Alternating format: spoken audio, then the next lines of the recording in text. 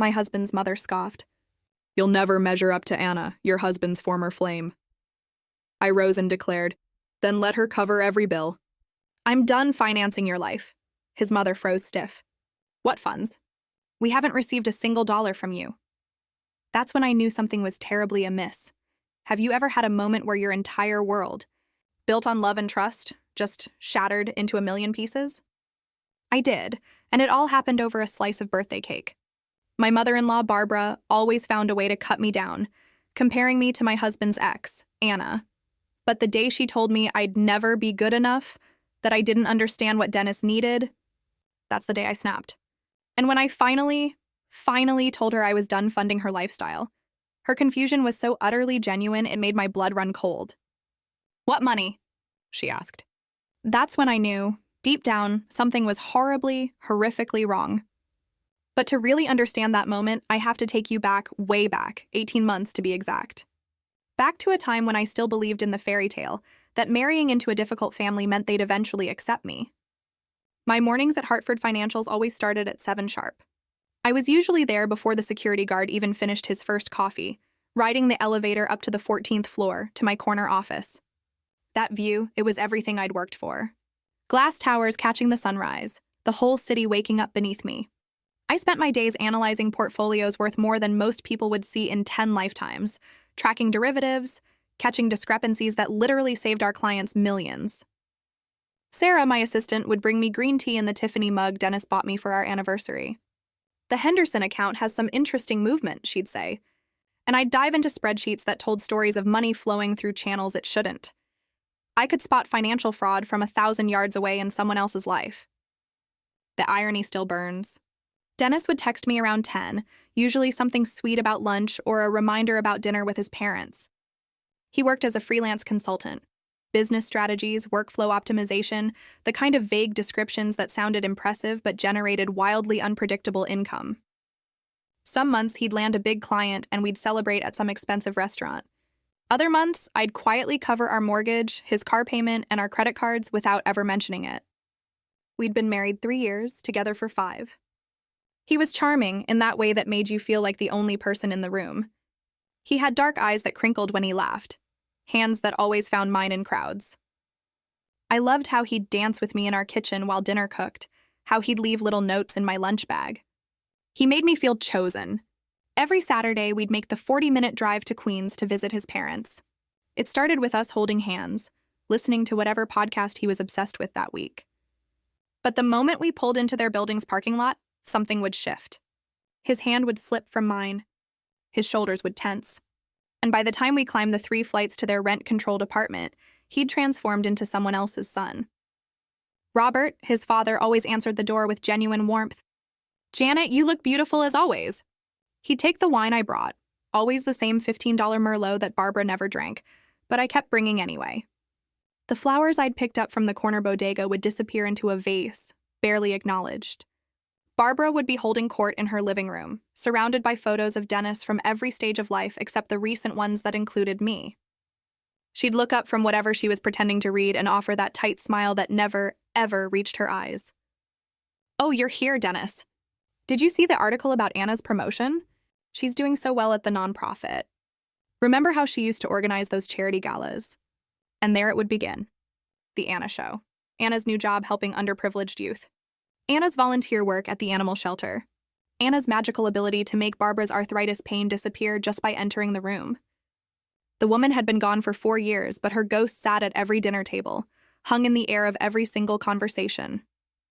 "Anna made the most amazing lasagna," Barbara would sigh over my carefully prepared casserole. "She had this special ingredient. Love, I think."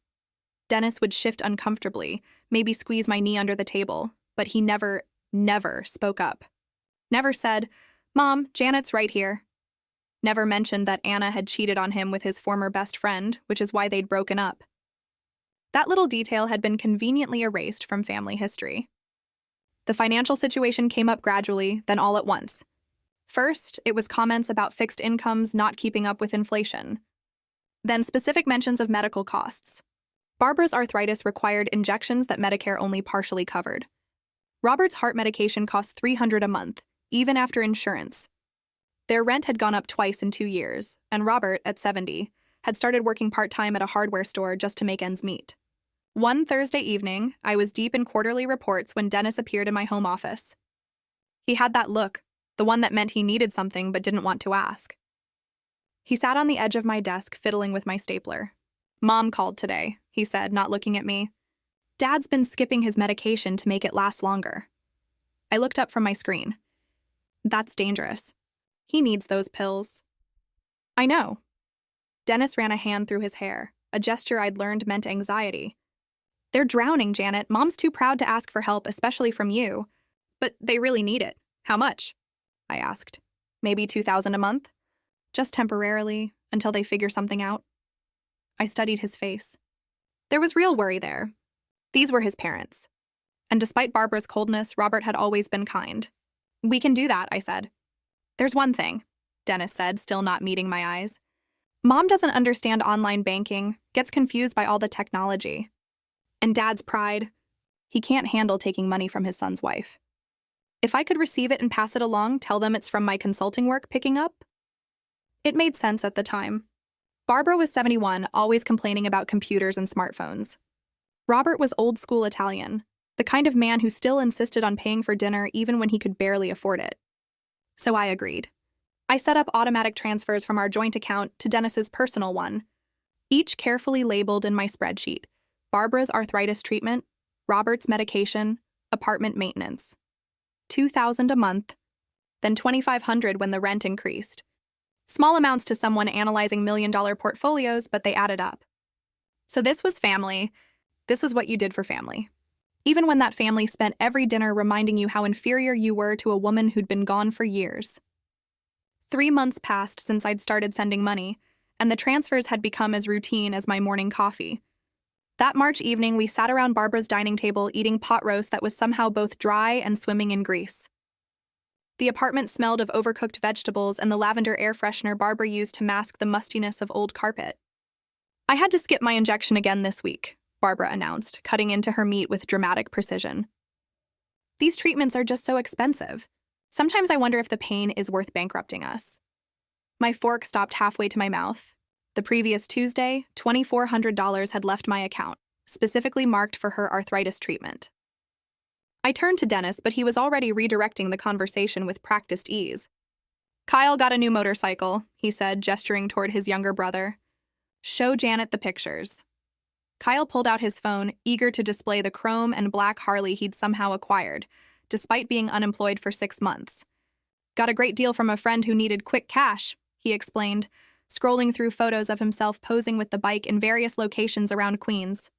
Barbara didn't seem to register the oddity of her broke son buying a motorcycle while she supposedly couldn't afford medical care. She just smiled at Kyle with the warmth she never directed at me, reaching over to pat his hand. "You deserve nice things, sweetheart. You've been through so much." The next few weeks brought more peculiarities. Dennis's laptop, which had always been casually open on our kitchen counter, suddenly required a password. "New client contracts?" he explained when I asked. "They're paranoid about confidentiality, tech startup stuff. You know how it is."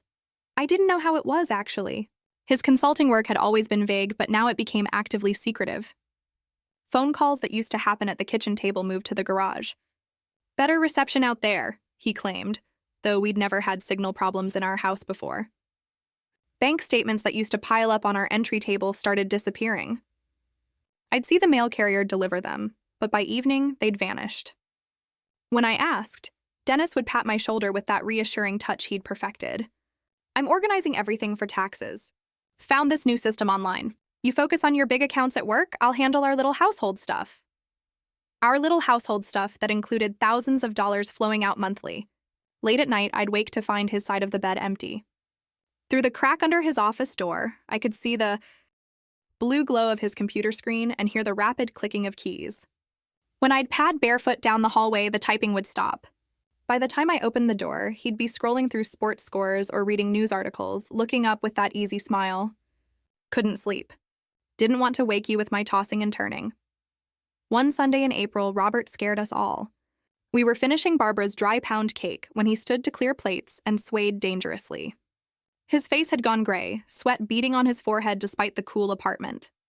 Dennis jumped up to steady him, guiding him to the couch while Barbara fluttered around, suddenly playing the concerned wife.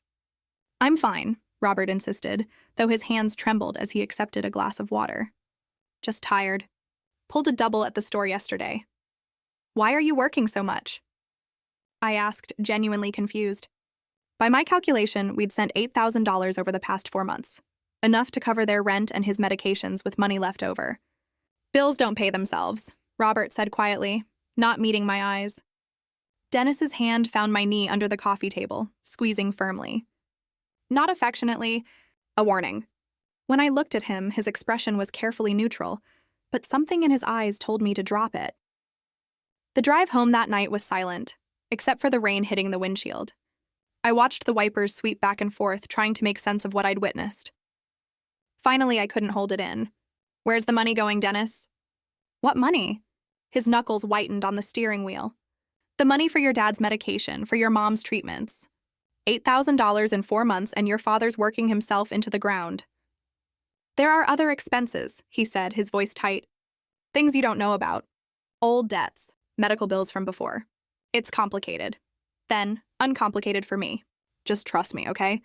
I'm handling it." Trust.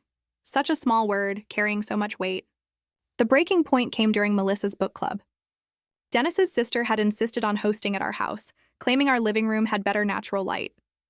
7 women descended on a Tuesday evening, armed with wine bottles and opinions about a memoir none of them had actually finished reading. By the 3rd bottle of Pinot Grigio, Melissa had shifted from literary criticism to family gossip. Her voice carried into the kitchen where I was refilling the cheese platter. "Dennis has been so good to Anna lately," she gushed to her friend Carol. "You know she's been struggling since her boutique went under. But family helps family, right? Even exes. It's what makes the Whitmores special." My hand stilled on the brie knife. Carol made appropriate sympathetic noises. "How long were they together again?" 6 years. Can you believe it? Everyone thought they'd get married. Barbara still has the wedding magazines she collected for them. But timing, you know. Anna needed to find herself, and Dennis needed to, well, he found Janet. The way she said my name, like I was a consolation prize Dennis had settled for.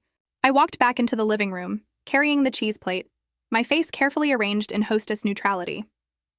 "Anna's having a hard time?" I asked casually, setting the plate on the coffee table. Melissa's eyes widened, suddenly realizing I'd been listening. The wine had made her careless. "Oh, just normal stuff. Starting over is hard." Dennis mentioned, I heard somewhere that she's doing better now. Dennis mentioned, maybe. I don't really remember where I heard it. She was backpedaling frantically now, shooting looks at the other women for help. Probably Facebook. You know how news travels. That night, I lay in bed listening to Dennis's breath beside me. His sleep was peaceful, untroubled. His arm draped over my waist the way it had every night for 3 years. The same arm that held me during scary movies, that pulled me close in crowded places, that made me feel safe and chosen. But Melissa's words echoed in my mind. Family helps family, even exes. Dennis has been so good to Anna. I thought about the password on his laptop, the calls in the garage, the vanishing bank statements, Kyle's motorcycle, Robert's exhaustion, Barbara's skipped treatments despite my payments specifically marked for them. The numbers started arranging themselves in my head the way they did when I analyzed portfolios at work. Money in, money out, patterns and discrepancies. $8,000 over 4 months, but no visible improvement in his parents' situation. Dennis's vague explanations, Barbara's continued complaints, and now Anna's name surfacing like a body that wouldn't stay buried. I turned to study Dennis's face in the darkness. He looked younger, asleep, almost innocent. The worry lines that creased his forehead during the day smoothed out at night. This was the man I'd married, who'd promised to love and cherish me, who'd stood at the altar and said I was his future. But futures, I was learning, could be built on very shaky foundations. Sleep became impossible after Melissa's wine-fueled revelation about Anna. I spent the rest of that week moving through my days like a ghost, analyzing portfolios at work while my mind churned through possibilities. Dennis noticed nothing. Still kissing me goodbye each morning. Still texting me heart emojis at lunch. Still curling around me at night like everything was normal. Thursday morning, he left for what he called an early client meeting. I watched from our bedroom window as his car disappeared around the corner, then stood there for another 5 minutes to make sure he wouldn't circle back for something forgotten. The house felt different when I was alone with my suspicions. Every corner seemed to hold secrets. Every drawer might contain evidence. His laptop sat on his desk in the home office, closed, but not locked away. Dennis had grown comfortable in his deception, careless with his tools. I opened it and faced the password screen, my fingers hovering over the keys. Our anniversary date? Nothing. His birthday? Nothing. I tried variations of our street address, his mother's maiden name, even Barbara 1952 in desperation. Then, almost as a bitter joke, I typed Anna 2020.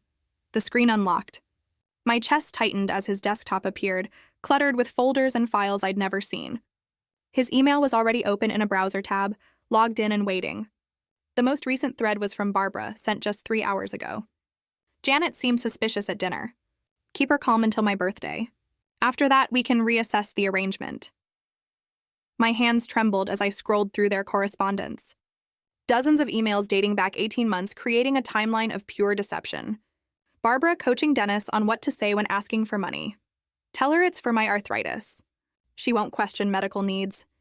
Kyle joking about his investment portfolio, funded by his brother's brilliant long-term strategy. But the document that stopped my heart was a Google spreadsheet titled, Operation Keep Anna Afloat. The columns were meticulously organized. Date, amount received from Jay, actual distribution, cover story told. My name appeared like a punchline throughout. Jay believed medication story. Jay didn't question roof repair. Jay too busy with work to notice. I photographed the screen with my phone, then remembered Dennis could check browser history. I needed to be smarter. I forwarded everything to my private email account, the one I used for online shopping that Dennis didn't know about. 23 emails, 14 attachments, one devastating spreadsheet that detailed exactly how my money had been divided. Of the $42,000 I'd sent over 18 months, only $15,000 had actually gone to Barbara and Robert. The spreadsheet showed it clearly, occasional payments for legitimate expenses, just enough to maintain the cover story. Anna had received $12,000, marked as boutique recovery, fund, and temporary support during transition. Kyle's $8,000 was labeled investment opportunities, with notes about cryptocurrency losses and sports betting debts. The remaining $7,000 was marked administrative costs, Dennis's fee for managing the con. I sat back in his chair, my professional pride wounded almost as much as my heart. I caught fraud for a living. I'd saved clients millions by spotting discrepancies others missed. Yet in my own home, I'd been blind to a conspiracy that involved my husband's entire family. The shower was still running upstairs. Dennis took long showers, one of those habits I'd once found endearing. 20 minutes minimum, sometimes 30 if he was thinking through problems. I had time to dig deeper. His sent folder revealed messages to Anna, not love letters. Something worse. Business-like updates on her financial support. This month's payment will be delayed. Janet's getting suspicious. Need to be careful. Anna's replies, grateful and oblivious. Thank Dennis. Tell your trust fund manager I appreciate the help during this tough time. Trust fund manager. They told Anna the money came from Dennis's fictional trust fund.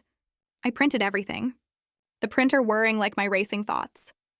Bank statements from our joint account showing every transfer. Screenshots of the Google Doc, the email threads. By the time the shower stopped, I had 40 pages of evidence tucked in my work bag.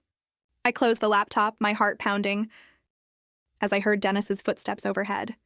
By the time he came downstairs, hair still damp, I was at the kitchen table with my coffee and the morning news on my tablet. Looking like any other Thursday morning. Beautiful, he said, kissing the top of my head. Sleep well? Like a baby, I lied, not looking up from my screen. The rest of the morning was agony. Dennis hummed while making his breakfast, complained about traffic reports, kissed me goodbye with the same lips that had been lying to me for 18 months. After his car pulled away, I called in sick to work, the first time in 3 years. I sat in my car in our driveway, windows down despite the April chill, spreading the printed pages across my passenger seat. With a yellow highlighter, I marked every lie, every diverted payment, every false emergency that had separated me from my money. The roof repair Barbara claimed cost $3,000. No contractor records, no permits filed with the city. Robert's emergency cardiac medication? The pharmacy had no record of the prescription. The apartment maintenance that Dennis said was urgent? Their building hadn't had any work done in 2 years, according to public records I pulled up on my phone. My phone buzzed. Dennis checking in, like the devoted husband he pretended to be. Hope you're feeling better, babe. Love you. I stared at those 2 words that had once meant everything. Now they felt like part of the con. Emotional manipulation to keep me docile and generous. I texted back a simple, thanks, then blocked his number temporarily so I could think without interruption. Lisa answered on the second ring.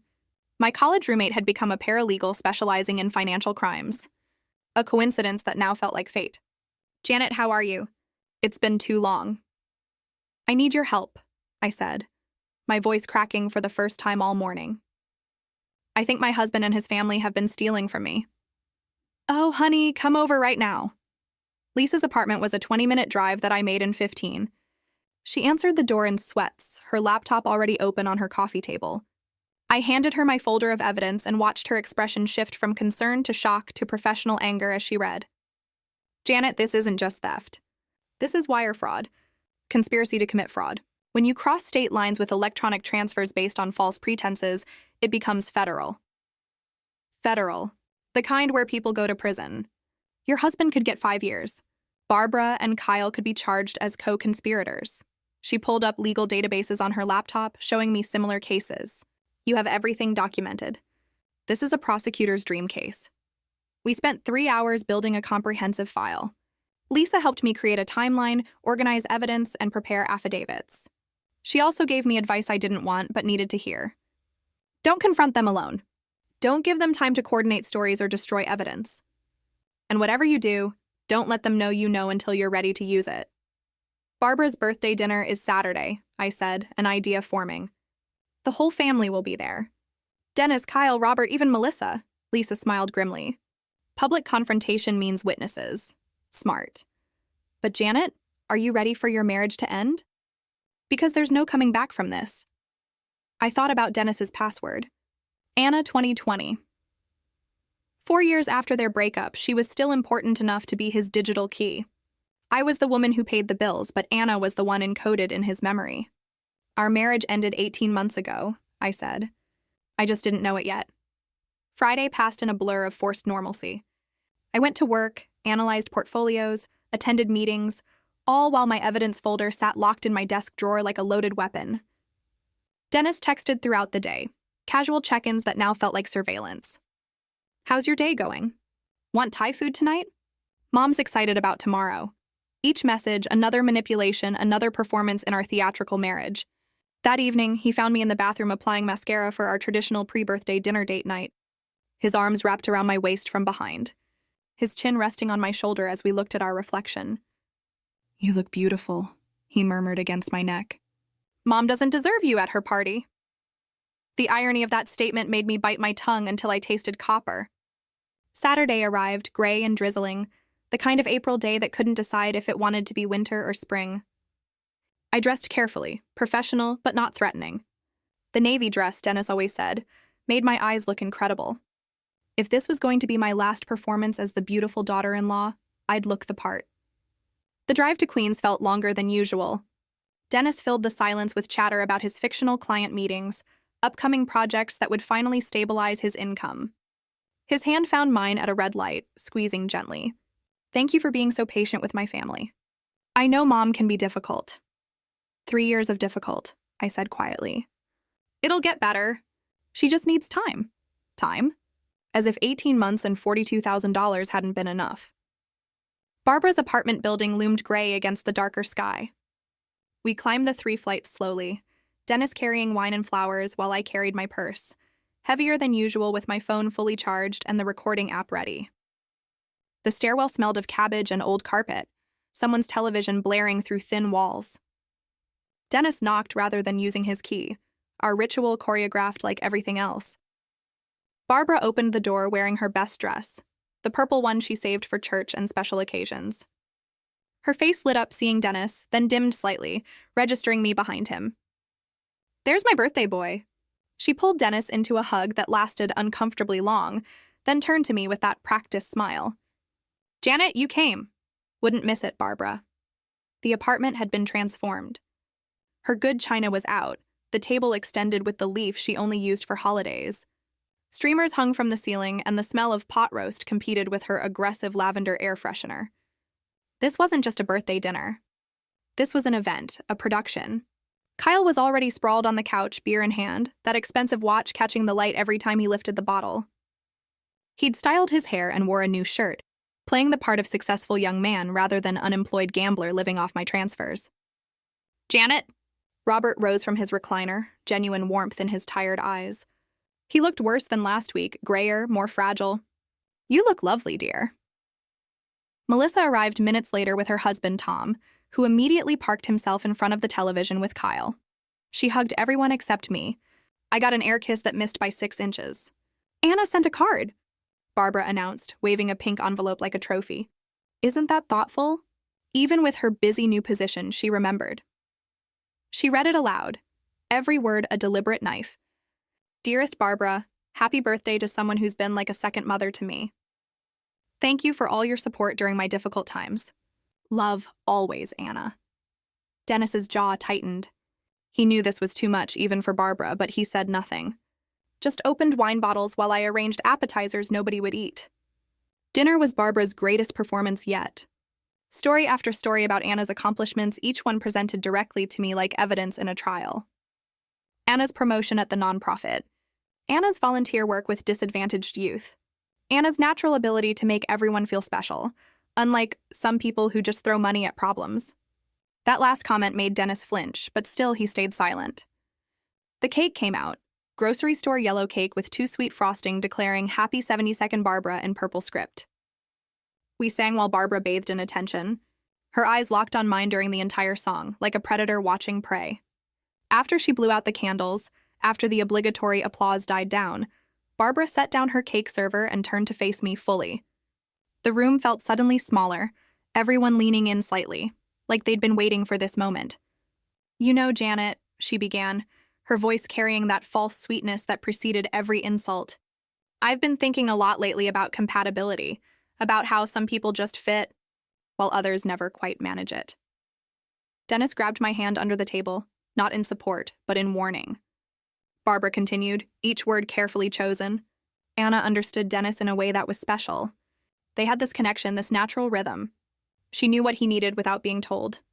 She made him better just by existing. "Mom," Dennis said quietly, but she raised her hand to silence him. "I'm just being honest. Janet deserves honesty, doesn't she?" Barbara's smile was razor sharp. "You try, dear. We can all see you try, but you'll never be as good as Anna. You'll never measure up to what she and Dennis had. Some things just can't be forced." The room held its breath. Kyle smirked behind his beer. Melissa studied her cake with fake intensity.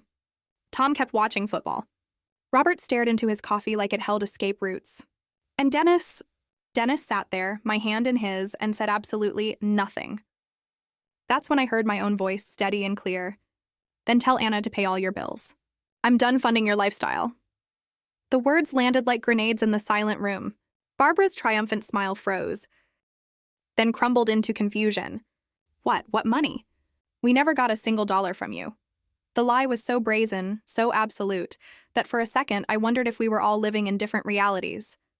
But then I saw Dennis go pale, saw Kyle's smirk die, saw Melissa's eyes widen with panic. I pulled out my phone with deliberate calm, opening my banking app with steady fingers. "Should we review the transfers, Barbara? Or would you prefer to maintain this fiction that you've never received money from me?" "I don't know what you're talking about," Barbara stammered, but her voice had lost its edge. "January 2023, I began, my voice carrying the same professional tone I used presenting to clients. $2,400 for Barbara's arthritis treatment. February 2023, $2,500 for apartment repairs. March 2023, $2,500 for Robert's medication. Each month fell into the silence like stones into water. April, May, June. The numbers adding up while faces around the table transformed. Barbara's confusion shifted to something else. Something like fear. Kyle set down his beer with a shaking hand. Melissa pressed herself back in her chair, as if trying to disappear. July 2023, $3,000 for emergency roof repair. August, September, October. Should I continue? 18 months of transfers, Barbara. $42,000 total. all carefully documented, all sent to Dennis for your supposed medical expenses. Robert's coffee cup rattled against the saucer as he set it down. His voice, when it came, was barely above a whisper, but carried the weight of mountains. Dennis, did you give us Janet's money? The question hung in the air between father and son like a blade waiting to drop. Dennis's mouth opened and closed, searching for words that might soften what was coming. His face had gone the color of old paper, and his hand released mine to grip the edge of the table. It's complicated, he finally managed, the words barely audible. Uncomplicated, I said, my voice steady as granite. Dennis looked around the table like he was searching for allies, but found only waiting faces. Even Barbara seemed to hold her breath, whether from fear or anticipation, I couldn't tell. Anna reached out to me 6 months after you and I got married, he began, his words tumbling out in a rush. Her boutique was failing. She'd invested everything, her savings, loans from friends, maxed out credit cards. She was going to lose her apartment. So you gave her my money, I stated, not asking. It wasn't supposed to be like this. Dennis's voice cracked, revealing the boy beneath the man. Mom said she thought... We all believed Anna just needed time to get back on her feet. That she and I were meant to be together and you were... I was what, Dennis? He couldn't meet my eyes. Convenient, stable, someone who could help during the transition. Transition. There it was. The word that reduced our entire marriage to a temporary arrangement. A bridge between Dennis's past and his supposedly inevitable future with Anna. You knew. I turned to Barbara, whose face had transformed into something I'd never seen before. Not the sneering superiority I was used to, but something harder, more calculating. You orchestrated this whole thing. Barbara straightened in her chair, and when she spoke, her voice had lost all pretense of sweetness. Anna and Dennis belonged together. Anyone could see that.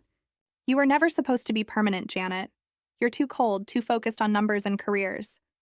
Anna understood family. She understood what Dennis needed. What he needed was my money, apparently. Your money was the least you could contribute, Barbara shot back, her mask completely gone now. I taught Dennis exactly how to approach you, when to ask, how much to request, what stories would work. Every month, we'd review what worked and what didn't. Janet responded well to Dad's health issues, I'd tell him. Use that angle more.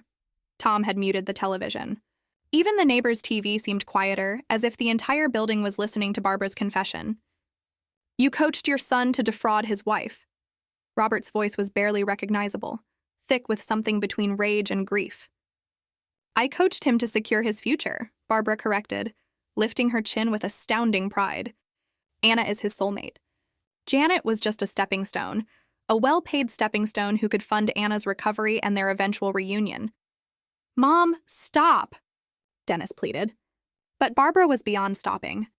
3 years we've been planning this. 3 years of enduring your presence at my table, pretending you belonged here. Every dinner, every holiday, watching you sit in the chair that should have been Anna's. But we knew it was temporary. Once Anna was stable, once her business debts were paid, Dennis could divorce you and be with the woman he actually loves. Each word was a calculated blow, delivered with the precision of someone who'd been rehearsing this speech in her mind for months. The strange thing was, instead of feeling destroyed, I felt oddly liberated. The mask was off. The pretense was over. This was the real Barbara, the real family I'd married into. Robert's chair scraped against the floor as he stood, his whole body shaking. You let me work double shifts? You let me skip my heart medication? You watched me nearly collapse from exhaustion? All while you were stealing from Janet to give to that woman? We weren't stealing, Dennis protested weakly. It's marital assets. Community property. I had a right to it. To what? To commit fraud? To document false expenses? I pulled out my phone again, scrolling to the Google Doc screenshot. Should I read from your own records, Dennis? March 15th, told Jay the roof was leaking, actually for Anna's rent. April 2nd, Dad's medication story worked perfectly. Jay didn't question the amount. Kyle, who'd been silent until now, suddenly knocked over his beer bottle, trying to stand. The liquid spread across Barbara's good tablecloth, but nobody moved to clean it. This is insane, he muttered, his eyes darting toward the door. I thought the money was from Dennis's consulting. Mom said he was doing really well. Doing well? I laughed, but there was no humor in it. Your brother hasn't had a legitimate client in 8 months. That watch you're wearing, that motorcycle? Paid for with money I sent for your father's heart medication.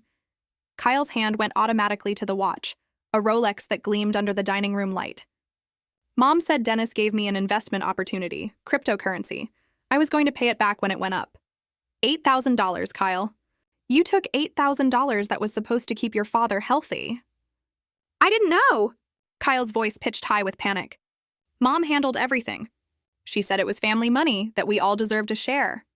A share of what? Robert's voice boomed, making everyone jump. I'd never heard him raise his voice before. A share of theft. A share of fraud. My own family conspiring behind my back while I worked myself into the ground. You were never supposed to work those extra shifts, Barbara said, her tone shifting to irritation, as if Robert was ruining her carefully laid plans. If you just accepted that we needed help. Help? This isn't help. This is theft. Grand larceny. Wire fraud? Robert's face had gone from gray to red, veins standing out on his neck. Melissa finally spoke up, her voice small. I didn't know about the money, but I knew about Anna. Dennis has been meeting her for coffee every week. Sometimes dinner. I thought Janet knew. Another piece clicked into place. All those client meetings, those networking events, those late nights at the office. How many were actually spent with Anna? Every week? I asked Dennis directly. He nodded miserably. We needed to coordinate the payments. Make sure her creditors were being paid in the right order. It was business. Business? I repeated. Is that what you call it when you password protect your laptop with her name and the year you met? Dennis's head snapped up. You went through my computer. Anna, 2020. Really, Dennis? Not even creative enough to use something that wasn't about her. Barbara stood up, trying to regain control of her narrative. None of this matters. Anna and Dennis will be together eventually. You can't stop destiny, Janet. You were always just convenient. Yes, Barbara. You've made that crystal clear.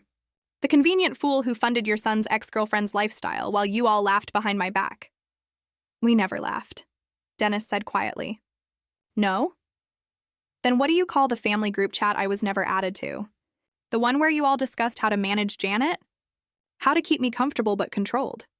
Dennis's silence was all the confession I needed. I reached into my purse and pulled out the folder Lisa had helped me prepare. Thick with evidence, tabbed with colored sticky notes, professional as any case file I'd presented at Hartford Financial. You want to know what this is?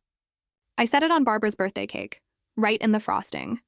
This is 18 months of wire fraud, documented and verified. Barbara reached for the folder, but I placed my hand on top of it. Not yet. First, you're going to listen. I opened to the first tab, holding up the printed emails for everyone to see. Email from Barbara to Dennis. February 12th. Tell Janet the roof is leaking. She won't verify with the landlord. Email from Dennis to Kyle. March 3rd. Mom says you need $8,000. Janet thinks it's for Dad's medication, so act accordingly if she asks. You had no right to read private emails. Barbara started, but her voice had lost its power. Actually, I had every right to read emails discussing how to steal my money. I flipped to the next section. Bank statements showing every transfer, $42,000 total. Each one annotated with what I was told versus where the money actually went. My attorney, yes, Barbara, I have an attorney, calls this documentary evidence of conspiracy to commit wire fraud. Attorney? Dennis's voice cracked. Lisa Brennan, specializing in financial crimes. She's reviewed everything. I pulled out my phone, showing them Lisa's contact information. She's waiting for my call. One word from me, and this becomes a federal investigation. The room had gone so quiet I could hear the refrigerator humming in the kitchen, the neighbor's television playing a game show through the walls. Someone's footsteps in the apartment above. Federal? Kyle whispered, his face draining of color. When you use electronic transfers across state lines based on fraudulent pretenses, it becomes a federal crime. Dennis could get 5 years in prison. Barbara and Kyle, as co-conspirators, could face 3 years each. Prison. Kyle's expensive watch caught the light as his hands trembled. But I didn't. Mom said, "You took $8,000 that you knew came from somewhere suspicious. You participated in family meetings about managing Janet. You're on the group chat discussing how to keep me from discovering the truth." That's conspiracy, Barbara tried to rally. You're bluffing. No prosecutor would take this case? We're family. We're family, I corrected. And prosecutors love cases with this much documentation. But here's the part you're really going to hate, Barbara. I paused, savoring the moment before delivering the blow I'd been saving. Anna knows everything. The silence that followed was beautiful. Barbara's mouth fell open. Dennis's head snapped up. Even Robert, who'd been staring at the table in silent rage, looked at me in surprise. That's impossible, Barbara said, but uncertainty colored her voice. 2 days ago, I contacted Anna, sent her screenshots of the Google Doc, the emails, everything showing where Dennis's mysterious trust fund money actually came from. Would you like to hear her response? I pulled up the email on my phone, reading Anna's words aloud. Janet, I'm absolutely horrified. Dennis told me the money came from a family trust his grandmother left him. I had no idea it was coming from you. I'm willing to return what I can and testify about what Dennis told me. No woman deserves to be treated this way. She's lying, Dennis said desperately. Anna has more integrity than this entire family combined. She's already sent me records of every payment she received, thinking it was from your fictional trust fund.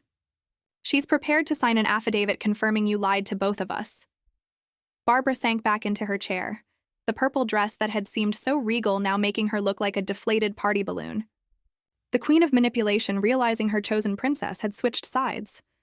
But the best part, I continued, pulling out a printed text exchange. Anna sent me screenshots of Dennis's text to her. Don't worry about paying me back. My trust fund is huge. Grandma wanted me to help people I care about. Janet doesn't know about the trust. She might feel weird about me having family money. I looked directly at Dennis. You lied to everyone. To me about where the money was going. To Anna about where it came from. To your parents about...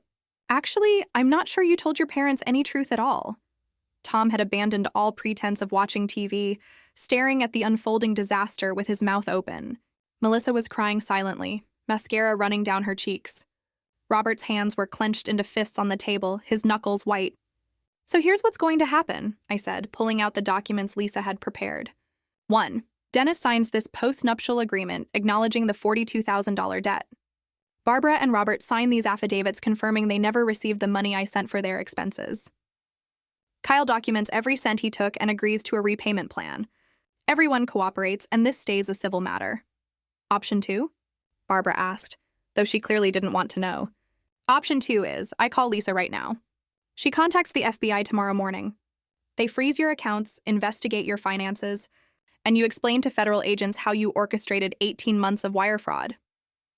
I spread 3 documents on the table, pushing aside birthday cake plates and Barbara's anniversary china, post-nuptial agreement for Dennis, affidavits for Barbara and Robert, financial disclosure for Kyle.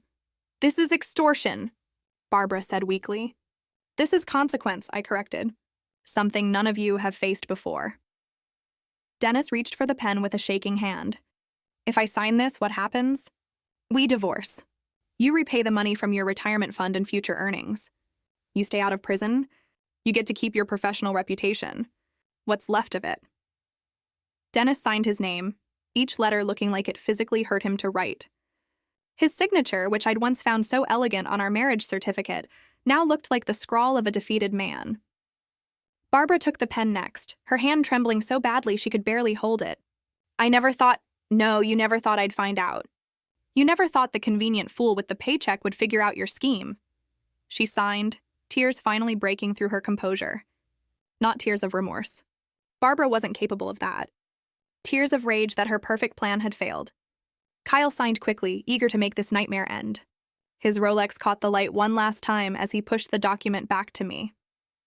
Robert was the last to sign, and when he looked up at me, his eyes were red-rimmed. Janet, I'm sorry. I didn't know. I know you didn't, Robert. You're the only innocent person at this table. I gathered the signed documents, placing them carefully back in my folder, the evidence of their conspiracy now joined by their written confessions. I stood picking up my purse, feeling lighter than I had in 18 months. Wait, Barbara said, trying one last manipulation. Family doesn't do this to family. I turned at the doorway, looking back at the wreckage of Barbara's birthday dinner. The cake with evidence folders crushing its frosting, the signed confessions among the china, the family that had conspired against me now turning on each other with accusations and blame. Family doesn't steal from family either, I said. Happy birthday, Barbara. I walked down those 3 flights of stairs and out into the April drizzle, leaving behind the wreckage. My phone started buzzing before I even reached my car. Dennis calling, texting, the family group chat I'd never been part of suddenly desperate to include me. I turned the phone off completely and sat in my car, rain pattering against the windshield, feeling something between exhaustion and exhilaration. The drive home was surreal. The same route I'd taken with Dennis just hours earlier. But now I was alone. My marriage effectively over. My evidence folder on the passenger seat like a silent witness to what had just happened. I stopped at a red light and caught my reflection in the rearview mirror. My makeup was still perfect. Not a tear shed. Strong or numb, I couldn't tell. Lisa was waiting at my house when I arrived, sitting on my porch with a bottle of wine and 2 glasses. I figured you'd need this, she said, standing to hug me. How did it go? They all signed. I held up the folder. Every last one of them. We sat in my kitchen, soon to be only my kitchen, while I recounted every detail. Lisa took notes, already planning the next legal steps. File for divorce Monday morning, she advised. Strike while they're still scared. Dennis showed up at midnight, using his key one last time. I was still awake, expecting this. He found me in the living room with Lisa, who'd stayed for protection and witness purposes. Janet, please. We need to talk, he begged, his face puffy from crying. Talk to my attorney, Lisa said coolly. And leave your key on the table. This is my house too. Not after Monday, I said. You signed a post-nuptial agreement acknowledging debt and fraud. No judge will let you stay here. He stood there in our doorway, my doorway, looking like a stranger. Had he always been this small, this pathetic? Or had I just been too in love to see it? I loved you, he said quietly.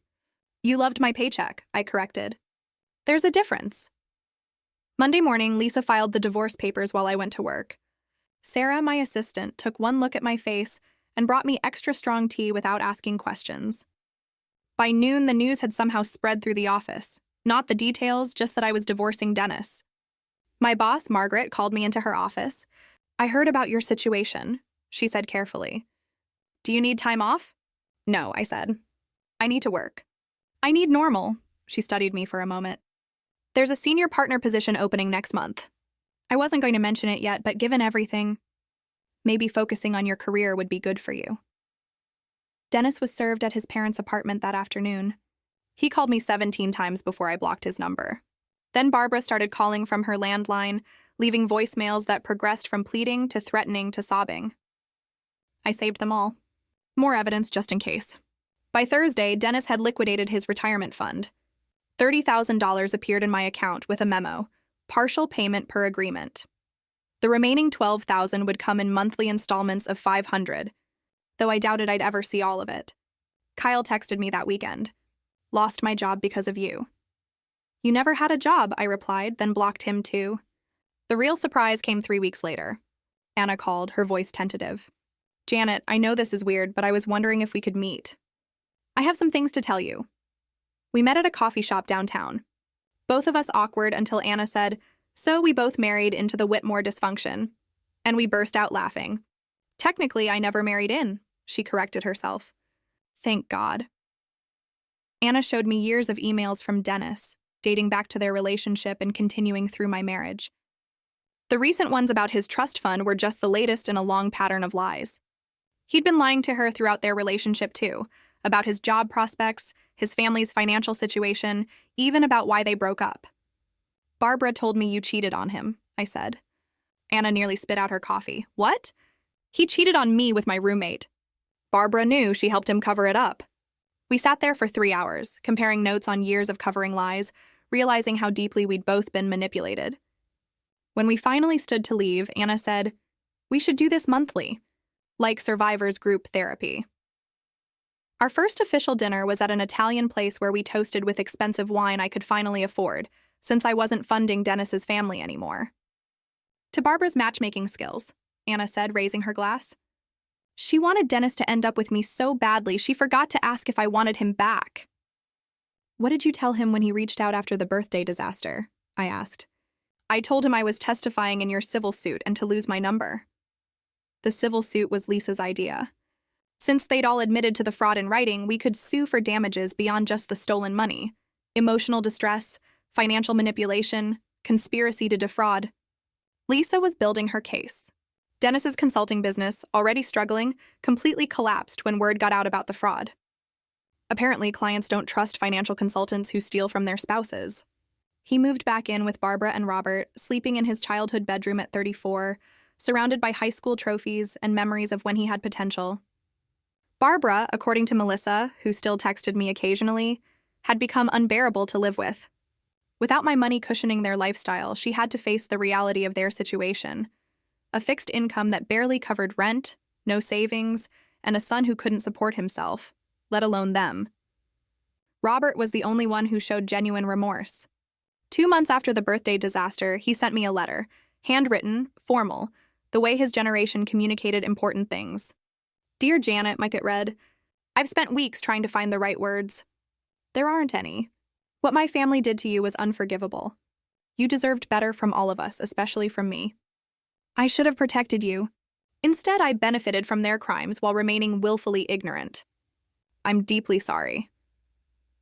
I helped Robert apply for Medicare assistance programs, sending him information about prescription coverage he qualified for, but didn't know existed. He never asked. I just did it. Not for Dennis or Barbara, but for Robert, who'd been as much a victim as I had been. His Christmas card arrived in December. Just a simple store-bought card with one line written inside. "You deserved better from all of us. No request for forgiveness, no manipulation. Just acknowledgement." I kept Robert's Christmas card on my refrigerator with a magnet shaped like a sunflower. The only reminder I allowed myself of the Whitmore family. January arrived with snow and silence, the kind of peace that comes after surviving a hurricane. My new routine was simple: work, therapy, and learning to be alone without feeling lonely. Dr. Morrison's office became my Wednesday sanctuary. She was a small woman with silver hair who never rushed our sessions, even when I spent 20 minutes sobbing over how I'd missed such obvious signs. "You weren't blind, Janet, you were trusting. There's a difference," she said during our 3rd month together. "Your instinct to help family in need wasn't wrong. Their exploitation of that instinct was." We unpacked everything: my need to be the perfect wife, the way I'd rationalized every red flag as a cultural difference or temporary situation. "I analyze million-dollar portfolios," I told her one afternoon. "I catch fraud for a living. How did I miss this in my own home?" "Because you weren't looking for it there. We don't audit the people we love." The anger came in waves. Some days I'd be fine, focused on work and moving forward. Then I'd see a couple holding hands at a coffee shop, and rage would surge through me so hot I'd have to leave. The humiliation was worse, knowing that for 18 months an entire family had been laughing at my expense, calling me convenient, planning my replacement while spending my money. "The grief is real too," Dr. Morrison reminded me. "You lost the family you thought you had, the marriage you believed in, the future you'd planned. Let yourself mourn." February brought news through the grapevine. Melissa still texted occasionally, unable to resist sharing family drama. Barbara's arthritis had flared severely. Without consistent treatment, she could barely open jars, struggled with stairs. The bitter part of me felt vindicated. The human part remembered that I would have gladly paid for her medication if they'd just been honest. Kyle had found work at an Amazon warehouse, night shifts that paid $15 an hour. He'd sold the motorcycle, pawned the watch, moved into a studio apartment that Melissa described as depressing. His restitution payments arrived monthly, $200 that probably meant he was living on ramen and hope. Dennis tried dating, according to Melissa. 3 first dates that never led to second ones. "He doesn't understand why women ghost him after they Google him," she wrote. "Mom keeps telling him it's their loss." The wire fraud documentation I'd filed with the divorce had become public record. Any woman with basic internet skills could find it within minutes. Dennis Whitmore, financial consultant who defrauded his wife. Not exactly dating profile material. March marked 6 months since the birthday confrontation. Anna and I had our regular dinner at a Thai restaurant, our friendship evolving from shared trauma to genuine connection. She'd started dating someone new, a teacher who knew her whole story and didn't care. "He actually thanked Dennis," she laughed. "Said if Dennis hadn't been such a disaster, we'd never have met." That night, Anna suggested something that changed everything. We should help other women. How many are out there right now funding their husband's secrets, thinking they're crazy for being suspicious? We started small. a Facebook group called Receipt Keepers for women who suspected financial abuse in their relationships. Within a week, we had 50 members. Within a month, 300 women sharing stories that echoed mine: money disappearing, elaborate lies, family conspiracies. I wrote our first guide, Red Flags in Financial Abuse. Anna contributed, When Family Becomes the Enemy. We fielded questions, reviewed bank statements, helped women document their suspicions. What began as processing our own trauma transformed into something larger. My promotion to senior partner came through in April. Margaret called me into her office with champagne. Your handling of your personal situation showed remarkable professionalism, she said. You turned a crisis into education, helping protect our clients from similar schemes. That's leadership. The raise was substantial, more than enough to cover what I'd lost to the Whitmores. I celebrated by buying a new apartment, smaller than the house I'd shared with Dennis, but entirely mine. No memories in the walls, no ghosts in the corners. Moving day was emotional. Anna helped, along with 2 women from Receipt Keepers who'd become real friends. We painted the living room a soft blue, hung curtains that Dennis would have hated, arranged furniture without considering anyone else's opinion. This is your revenge, Anna said, looking around the space. Living well, helping others, becoming who you were meant to be without them. May brought an unexpected message from Robert. Not a letter this time, but an email through the Receipt Keepers website. Janet, I wanted you to know that I've left Barbara. Living with my brother in New Jersey now. The birthday dinner opened my eyes to more than just the money. Thank you for showing me the truth, even though it hurt. I'm getting help for my health through the programs you suggested. Robert. I read it 3 times before responding with a simple, wishing you health and peace. Barbara's empire had truly crumbled. Without Robert's Social Security supplementing their income, without my money flowing in, without Kyle contributing, she was alone with Dennis in that apartment. 2 people who'd built their relationship on deceiving others, now stuck with only each other. By June, Receipt Keepers had become a registered nonprofit. We held our first in-person workshop at the community center, teaching women how to track finances, document suspicious activity, and protect themselves legally. 30 women attended. 3 were actively planning exits from abusive financial situations. You saved my life, one woman told me after showing me spreadsheets she created based on our template. I thought I was paranoid. You showed me I was right. Standing in my apartment that evening, windows open to summer air, I thought about revenge. It wasn't the dramatic confrontation at Barbara's birthday, though that had felt satisfying. It wasn't the legal documents or the recovered money. It wasn't even watching their lives fall apart without my financial support. Real revenge was this, transforming pain into purpose, building a life they couldn't touch, helping other women avoid my mistakes, creating a chosen family of survivors who understood that documentation beats gaslighting every time. Barbara had been so wrong about one thing in particular. She'd said I was too cold, too focused on numbers and careers. But those very qualities, the analytical mind, the attention to detail, the insistence on documentation, had saved me. And now they were saving others. My phone buzzed with a Receipt Keeper notification. Another woman joining. Another story shared. Another person learning that suspicious feelings usually mean something. And receipts never lie. I thought about Dennis probably sitting in that apartment, listening to Barbara complain about her arthritis, about Kyle heading to another warehouse shift, about the family that had united to deceive me, now fractured beyond repair. Then I closed the notification and made dinner in my kitchen, in my apartment, in my new life. Barbara was right about one thing. I'd never be as good as Anna. I was better. I was free. If this story of financial betrayal and ultimate comeuppance had you on the edge of your seat, hit that like button right now. My favorite part was when I pulled out my banking app at Barbara's birthday dinner and started reading those transfers aloud. What was your favorite moment? And tell me honestly, what would you have done in my place? I really want to know what you think.